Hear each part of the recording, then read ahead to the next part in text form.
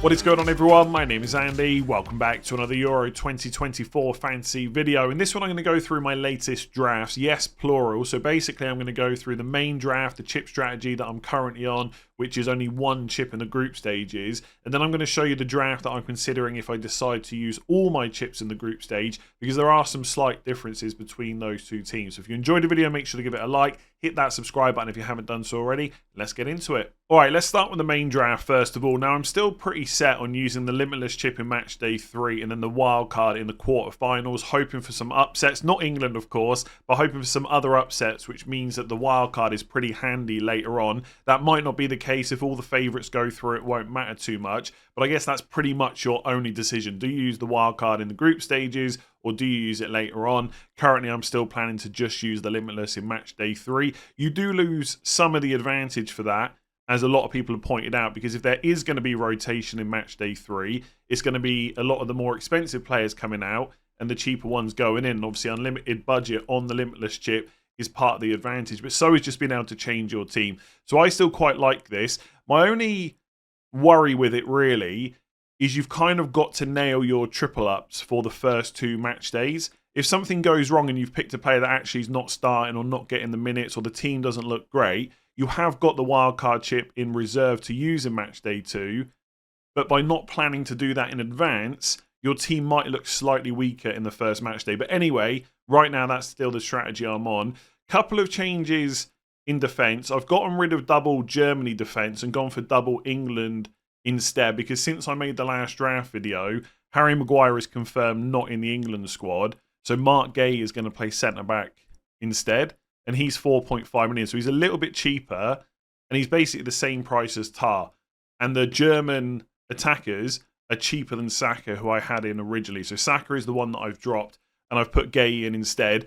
I think we need to be careful not to react too heavily to what happens in the friendly games before the tournament starts. Is it ideal that England lost to Iceland and didn't really play that well? No, but they still didn't concede a huge amount of chances, and that is what I would expect throughout the group stages. So there's still a defence that I'm willing to back, and I just think the combination of Gay and a German attacker is cheaper than Saka plus Tar. So that's why Gay's in. I've still got Mittelstadt, as you might imagine, 4 million German defender, continues to play in all the friendlies. He's absolutely first choice. DeMarco's still in as well for Italy for the Albania game, and I've still got Feist on the bench for Belgium. Now, Belgium are playing a friendly today when I'm recording this video on Saturday, but it's going out on Sunday. So it's potential for him to go and get injured or not start or something like that. But at the time of recording, it still looks pretty likely that he's going to be in the 11. I know some Belgian people have commented on videos saying he's not necessarily nailed on, and that probably is the case, right? I don't think he's as, a certainty as someone like Mark Gay and John Stones for England, for example. But for 4 million, I feel like it's worth taking the risk unless we absolutely know that he's not going to start. And then for the goalkeepers, I think I already mentioned Jordan Pickford. Obviously, he's my double up with Gay. And then the second keeper is Costa from Portugal, who have got Czech Republic in Matchday 1. I have spent 5 million on both of my goalkeepers. I am prepared to drop that to a 4.5. Like, I quite like the Pickford and Lunin from Ukraine combination, which saves 0.5 million. But I don't necessarily need that money for this team. So unless there's a massive upgrade somewhere, I might as well just spend it on the goalkeepers, even though that's a bit more than what other people would have spent. Sales for Belgium is not first choice. It's been confirmed that Casteels is. So there isn't a huge amount of great 4 million goalkeepers.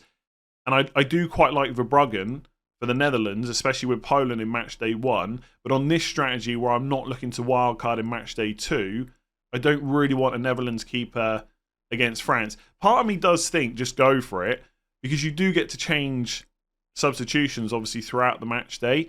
So if Verbruggen did concede, it wouldn't be the end of the world, and maybe it's worth the risk for a 4.5 million goalkeeper for the Netherlands. But with the team setup I've gone for, I'm happy to spend on Costa and Pickford. I could go for Casteels if I wanted to and double up on the Belgian defence, but I think I'd prefer to double up on the Portugal one instead. And I've just realised I said I've doubled up on the Portugal defence with Costa, but I didn't mention who the defender was, and that is still João Cancelo, who is 6 million, but I feel like he's so attacking it's probably worth it, especially when Portugal have got two good fixtures to start off. So Czech Republic in Matchday 1 and then Turkey in Matchday 2. Even Georgia in Matchday 3 is decent, but at that point I'll be using the limitless chip anyway. I would like to go for Dalot and save $1 million, but I think you get a little bit more security with Cancelo. There's lots of good attacking defenders at the 5.5 to 6 million price point, but players like Joachim Mailer and Theo Hernandez, they don't have great fixtures in Matchday 2, which is why I haven't included them on this strategy, but you may well see them later on for the other draft.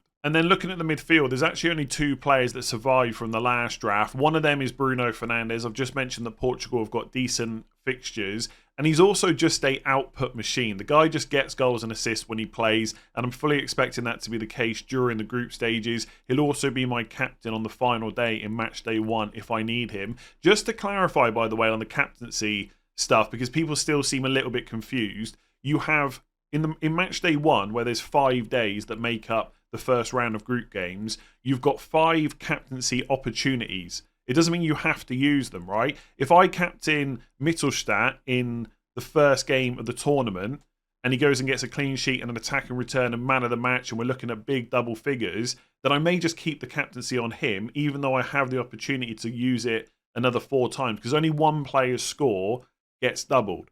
So if you captain Wirtz, Matchday 1, the first day of Matchday 1, let me get my words correct, and then you switch that to an Italian defender on the Saturday, let me just come over to this screen, and they concede, then you can switch it to Harry Kane, for example, on the Sunday, and if Kane goes and scores a hat-trick, which is probably not likely, right, but let's say he does, you just don't switch it, even though you've got Mbappe to maybe come the next day. So that's how captaincy works. Hopefully that makes sense. If not, leave a comment below and I'll try and explain it in a different way, I guess, in another video.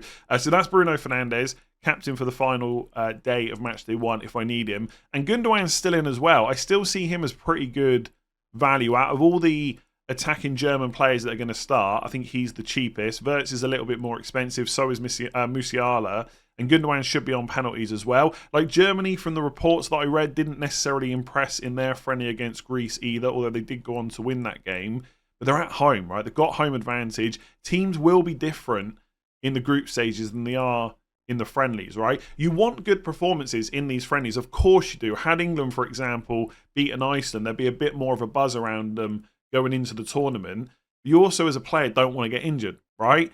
And Southgate probably already knows his team pretty much, so you're not likely to make a huge amount of a difference in the way you play. So I feel like the same with any team that's not done great in the friendlies, like Germany, for example.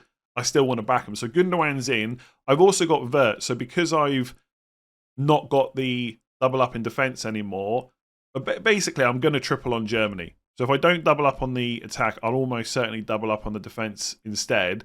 And because I'm on the strategy where I need a good team for the first 2 match days, they've got Scotland, then Hungary. And again, Wirtz is just cheaper than Musiala. I do expect some, not early substitution from Nagelsmann, but I do think he's going to change things around as we get through to kind of the 70, 75th minute. But hopefully that will be enough. And if it's not, I've got options off the bench anyway. I've put Jorginho back in. Albania first game, as we know. Italy do have Spain Matchday 2. And because I've got nothing in the bank, I can't really move him on to anyone else, but I also don't think I mind that too much. Like, essentially, he's an enabler. If he gets me something, happy days. If not, I'll just sub him for someone else. And obviously, I could say that for any player, right? You've only got 3 outfield substitutions.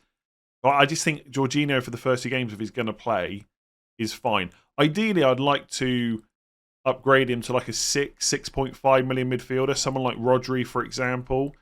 But I'm just not sure there's a downgrade anywhere else in this team that I really want to make. So I'm pretty sure if I go through with this strategy, Jorginho will probably be in the team, but we've still got a few more days to think about it. And then the 7 million midfielder I've gone for at the moment is Eriksen. Previously, I think I had Xavi Simons and Szoboszlai as well. Eriksen, I guess I kind of forgot about him a little bit. And let's be honest, as much as we shouldn't be swayed by friendlies too much, he did do really well in the last Denmark friendly before I recorded this. And he will play number 10. And as far as I know, he's on all set pieces, takes penalties as well. And Slovenia is the best fixture on paper in that group for Denmark. After that, they've got England and then Serbia, the final group game. And as I've said in other videos, the 7 million price point feels not punty. I feel like there's quite a few good options, But I think we could sit here for half an hour, whatever it might be, go through them one by one. And I don't think I'd be any closer to knowing exactly who's the best option. So Gundogan playing for the hosts, number 10 on penalties. Great. Happy to go for him. And then Eriksen just for match day 1 against Slovenia, just target the fixture. I know he's going to start and be on set pieces. That might be enough. And the plan would be to sell him in match day 2, probably for a Croatian midfielder playing against Albania. Because again, if I use the limitless match day 3 strategy, I've got 2 transfers for match day 2. So that's the midfield. Eriksen, Gundogan, Wirtz, Jorginho and Fernandes. Let's take a look at the forwards. Can you guess who they are? Probably. And then, yeah, up front, it's Mbappe, Kane and Lukaku. Super boring, I understand that. And if you're someone that's consuming a lot of Euro 2024 fantasy content in other videos, podcasts, articles, whatever it might be, you've probably seen that front line a million times, but it just makes a lot of sense. The closest player to essential status is Mbappe for me. I really want at least one England attacker. I don't have any of the midfielders, Saka, Foden, Bellingham, so Kane is another one. I also think he's a great captain opportunity in match day 1. There's not really anyone else on that day where Denmark play Slovenia and Netherlands play Poland that I'd want to captain ahead of Kane. And then Lukaku, again, on this strategy, just works really nicely because Belgium's fixtures are decent and his record for Belgium is ridiculous, right? Would I like Ronaldo instead? Possibly, but I'd have to find another million. There's not really any other downgrades that I'd want to make. I'm still super tempted to go for Havertz.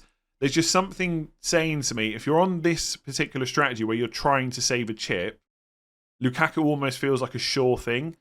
And look, I think Havertz is absolutely first choice number 9. I don't think there's any issues with that. And I think, even if Fulkrug comes on, Havertz can stay on the pitch. So I like him as a pick, especially if you think that Germany are going to be strong in the groups as the host nation. But there's still like this slight thing in the back of my mind say he's just more of a punt than Lukaku. He's not a bad pick by any means, and he's not an out-and-out punt. Havertz is a good player. We've seen it at Arsenal this season. He can go and get goals and assists. But for this strategy, Lukaku just feels a little bit safer. So that's the team as it stands. As I said, on this strategy, you're pretty much looking to double or triple up on Belgium, Germany, England, obviously an Mbappe thrown in as well, and Portugal. So for this one, I've got triple Portugal, Costa, Cancelo, Fernandes, triple England, Gay, Pickford and Kane, triple Germany, Mittelstadt, Gundogan, Wirtz, and then Eriksen, Lukaku, and Mbappe, and the 2 Italian players thrown in. Let's just quickly take a look at this, the other draft. This is one that if I wanted to use all the chips in the group stages. So for this draft, I've put Limitless Match Day 2 and Wildcard Match Day 3, but it could be the other way around. To be honest with you, if I was playing this strategy where I was using all the chips in the group stages, Match Day 1 is all I'd be thinking about. I'd make the decision on which way around to use the chips later on. And the only real downside for this strategy is if there's upsets from the round of 16, meaning that you don't have enough transfers ahead of the quarterfinals to get in a full team of players. Obviously, you can take hits, but ideally you don't want to do that. The good thing about using all the chips in the groups is you've got the most amount of weakest teams left in generally, and so there's usually more goals and stuff like that. So it's completely up to you which way round you want to do it. I just think with the strong teams having good players, as I've just shown, that are cheap enough, it is viable this time around to maybe not use all the chips. But again, I've talked about that in other videos. I won't go through it again. The difference is in this draft, I'm not going to go through every player. I have put Havertz in because I think on a strategy where I'm using all my chips, if that is a mistake, I can rectify that straight away in match day 2. And that leaves me a bit more money to upgrade the defence. So I've actually taken Mark Gay out. Not that he's a bad option. Of course, if you still wanted a cheap enabling defender, he is great. But I've put Joachim Mailer in instead, who's still a pretty big differential. If I just have a quick look here, he is 2% owned. Super attacking for Denmark on that left side. He will get chances against Slovenia. Will Denmark keep a clean sheet in that game? Maybe not quite so sure about that, but he'll definitely get opportunities going forward. And that probably is their best chance of a clean sheet in the groups. I've still got Eriksen, still got Gundogan, Jorginho and Fernandes, so the midfield hasn't changed too much. I've put Szoboszlai in there because, again, it's just for match day 1 only against Switzerland. He seems like a bit of an all-rounder. I quite like him as a pick. I'm just thinking about who... I've gotten rid of Wirtz, basically, because I've put Havertz in instead. So that's the only reason Wirtz has gone. Again, I think he's a solid option if you want to go for him. And then the other defender that I've changed, because I've still got Cancelo, is Theo Hernandez from France instead of Fais from Belgium, right? So instead of having that 4 million defender, I've got rid of Lukaku to Havertz. That gives me a bit more money to spend. So Theo Hernandez is in as well. I really like him as an option. I think a few people have said to me that I've not talked about him a huge amount, but that's probably because as much as I try to talk about every different scenario people might be thinking about, my strategy is probably going to be to save the wildcard until later on, and therefore French players aren't such a consideration because they play Netherlands in match day 2. I mean, Theo Hernandez is so attacking for France when he plays. He could still get returns in that game, but it's just easier to have a cheaper defender for me and to spend more of that money up front, like with Lukaku, I've already spoken about quite a lot. But if I was on all chips in the group strategy, I quite like Theo Hernandez. And then the only other change is to drop Costa from Portugal, goalkeeper, to Lunin from Ukraine, who's got Romania in match day 1 and is a little bit cheaper at 4.5 million. So that's really the only changes. Joachim Mæhle, Szoboszlai, Havertz, Theo Hernandez, and Lunin. And to be honest with you, look, maybe if I gave this loads more thought, I can come up with a slightly better team, but I wouldn't think there'd be a huge amount of changes. And when I call out those names, and that's the only difference to make me use a chip, an extra chip in the groups, it just doesn't sound like enough, right? Is like Joachim Mæhle versus Mark Gay. Mæhle is, of course, better from an attacking perspective, but Gay's got a great chance at a clean sheet. Szoboszlai and Havertz instead of Wirtz and Lukaku. I'm not even sure Havertz and Szoboszlai is better when you put it like that. And obviously, I've got Theo Hernandez who could go and get me attacking returns. And I think having attacking defenders like that, especially in the groups where they've got weaker teams to face, is nice, right? It's always fun when your defender goes and gets a goal or an assist and a big score. But I still don't... If Vice is going to start for Belgium, I mean, I think they've got good fixtures. So in previous tournaments, like I played World Cup 2022 Fantasy, I played Euro 2020 Fantasy. In both those games, I'm pretty sure I used all my chips in the group stages, and it wasn't a major issue later on for me. But this time, maybe I'm just becoming a more boring fantasy manager in general, like with FPL, but I just feel like it's more than viable to save a chip until later on, and obviously I'll be praying for some upsets. Let me know what chip strategy you were on. Let me know which players should be in this draft that aren't. If you enjoyed the video, give it a like, hit that subscribe button if you haven't done so already, and if you listen on podcasts, of course, rate 5 stars as well if you're enjoying the content. Content to come this week, so obviously the deadline is on Friday. I'm going to have a match day 1 preview where you can get some of your questions in. I'm sure there's a bunch of stuff I've not covered yet. That will probably be on Tuesday. Team selection, where I'll try and narrow this down as much as possible, will be on Wednesday. And there'll be possibly a video tomorrow about overlooked players. But to be honest, I feel like I've mentioned pretty much anyone that I need to at this point. So if there's anything else you want to see tomorrow instead, do let me know in the comments. I'm not sure if I'm going to do a deadline stream for the Euros. I won't be doing it for all the match days, that's for sure. Maybe for match day 1 I might do a deadline stream. We'll see. Otherwise, that's the content I've got planned. Anything you want to see, leave a comment below. Thank you very much for watching, and I'll catch you again soon.